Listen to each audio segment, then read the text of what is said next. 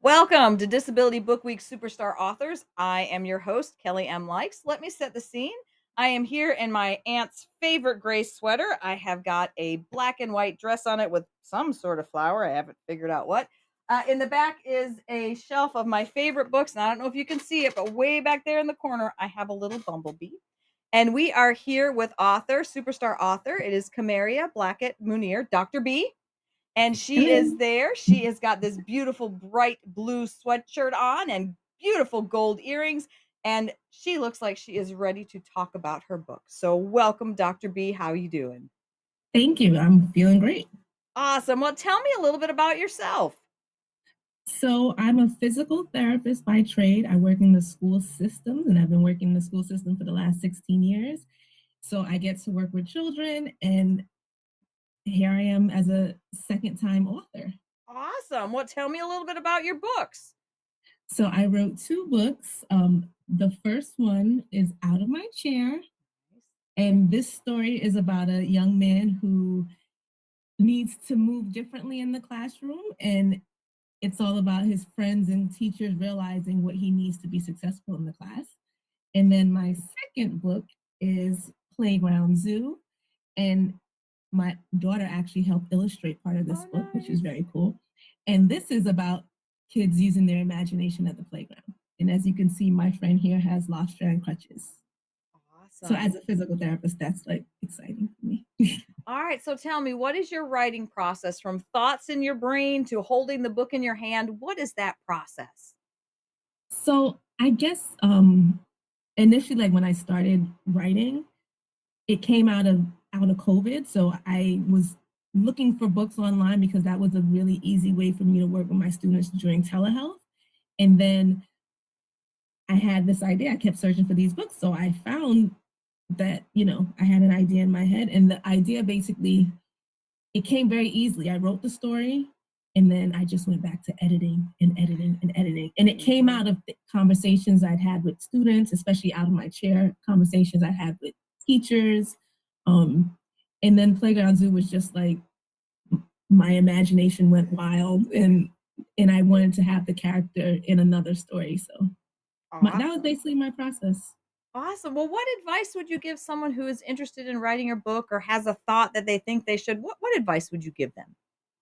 I would say everyone has a story to tell. Like, you know, fortunately, I work with young children and older children, so I was able to really listen to what my older students had to say about disability, and from that, it gave me a whole perspective, and I had a story to share. So I shared it, and I think everyone has a story to share. And if you have it, just put it on paper, see where it goes, get feedback from your friends, your family, your children. If they smile while you're writing and reading and putting your images together, then why not? There's nothing to lose. Awesome. Well, it's my favorite part of the interview. Will you please share some parts of your stories with us? All right, let's see. Okay, so I'm going to show this is my character Malachi. And in the story, he's on the ground. He's very upset because he just doesn't want to sit in his chair, even though his chair looks pretty cool. I picked a red chair because I love seeing those red chairs in class. But as he listens to his story, he gets to think about different animals. And then at the end, his teacher notices that he's really paying attention.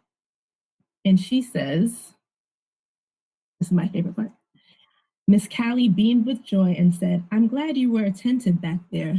Malachi smiled and responded, Of course I was. I learn best when I'm out of my chair. Oh, I love that. I Thank I just you. I just love that. Did you want to share a part from the other book as well? Ah. So this is Playground Zoo. And in this book, you can tell I like animals. I have no pets, but I like animals. Um, so this is our main character, and she can't help but think about this new and exciting playground. And her friend, Lucas, who has his lost share and crutches, he never says he's not really interested, but he's kind of like, whatever. And then by the end of our story, they're all touring their playground. And at the end of our story, let me find it. Lucas slid down and said, Lair, you were right. I had so much fun here. I'll be thinking about this all night. Awesome.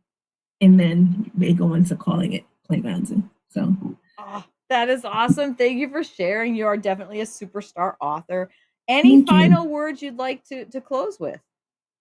I would just say that when I think about these stories, what I hope that families and children and parents will take away is that they'll get like an aha moment about inclusion, right? So I'm a physical therapist. I think pretty much about inclusion all the time, but there's some times that I realize even I can think even further, you know, like, and in this Playground Zoo book, I really hope that the children, because I feel like the kids really like this one, and I really hope that the kids will take away that all kids want to play, even if their play looks different, and